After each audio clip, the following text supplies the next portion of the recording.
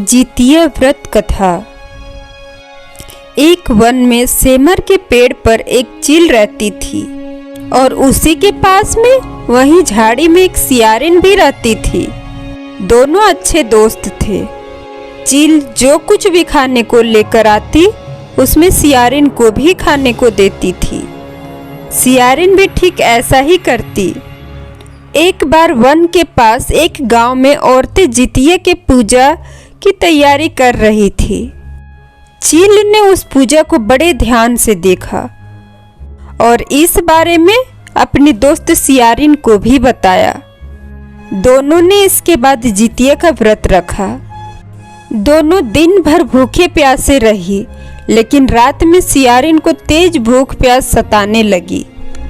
भूख प्यास से व्याकुल सियारिन को जब बर्दाश्त नहीं हुआ तो उसने जंगल में जाकर मांस और हड्डी पेट भर खाया। चील ने हड्डी चबाने की आवाज सुनी तो इस बारे में सियारिन से पूछा तो उसने सारी बात बता दी।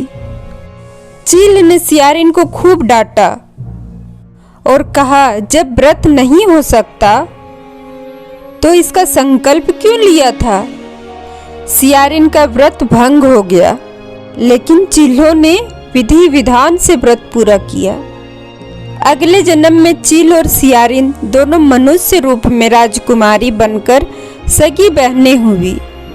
सियारिन बड़ी बहन बनी और उसकी शादी एक राजकुमार से। वहीं चील जो छोटी बहन बनी थी उसकी शादी उसी राज्य के मंत्री पुत्र से हुई। सियारिन रानी के जो भी बच्चे होते वो मर जाते, जबकि चील के बच्चे स्वस्थ रहते।